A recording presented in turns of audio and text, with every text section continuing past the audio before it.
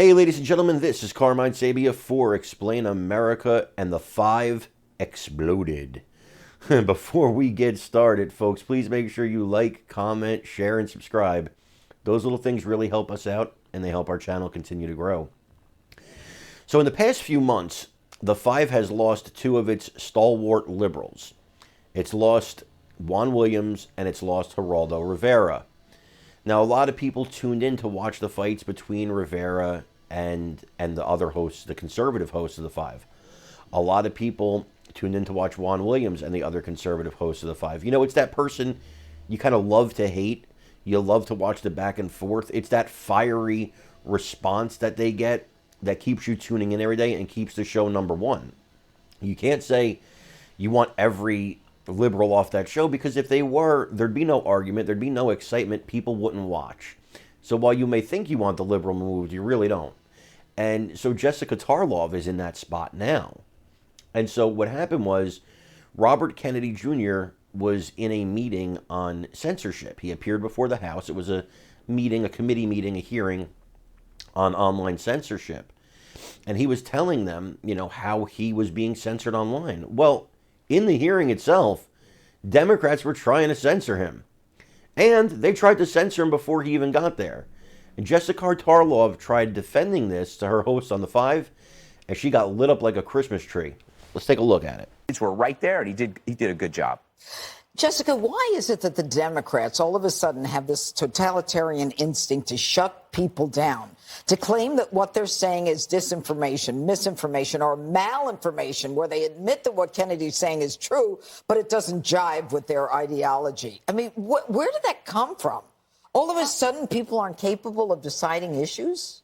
No, I think so. First of all, when we're talking about the censorship, and I mentioned this yesterday, but it's important to reiterate, RFK Jr. began his statement by saying, I was censored by the Trump administration and I was censored by the Biden administration. The Hunter Biden laptop story happened in October of 2020 when Donald Trump was the president. His administration made the same kinds of requests of big tech to take things down that the Biden administration. Yeah, we agree. The FBI's out of control. Yeah. It wasn't Trump. Yeah, the Trump-appointed No. FBI The director. FBI has been against Trump and for Biden for 6 years. I forgot the ultimate victim. Don't even go there. No, just You guys went staying there. consistent with the story. We know what it was like when Trump was president. He didn't have a friend among Republicans Especially the State Department, especially the FBI. Oh, Donald Trump, my heart breaks for you. Well, you brought him up. Let's talk about because Kennedy. it's relevant. Let's talk about why the Democrats all right, won't let this guy about speak. your guys' boyfriend, RFK Jr. So first of all, he's polling at 14%, not 17%. The reason it's going down is people are hearing him, and they don't like what he has to say because he has no agenda that speaks to the Democratic Party and our values. He wants to talk about being anti-vax, which is not what we think. He wants to do videos at the border, and I think the border is an important issue. But you know what I want to hear him talk about? Talk about your work as an environmental lawyer. Talk about what's going on with climate change. I want to talk. He did. No, lead with it. Have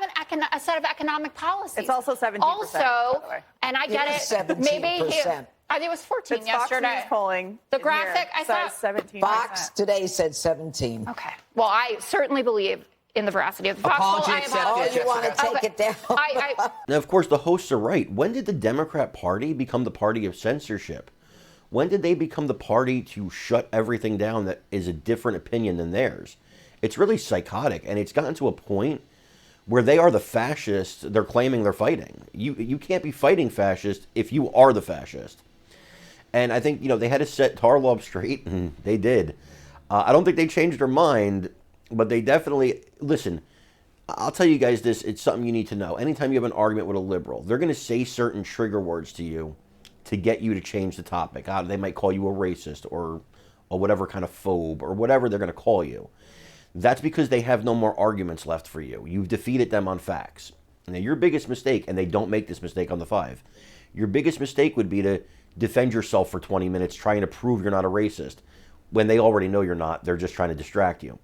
Or whatever they've called you, trying to prove that. What the host and the five do well, and I think it's something that I could, tell you guys what you can do well when you're arguing with a liberal. No matter what they call you, thanks, I needed your thing really loud. No matter what they call you, make sure you stay on topic. Ignore the name calling because they're arguing from a place of emotion. As long as you have facts on your side, leave the emotion out of it. That's how you win a fight with a liberal. Folks, again, I'm Carmine Sabia. This is Explain America. Please remember to like, share, comment, and subscribe. We love you guys. God bless you. Take care, everybody.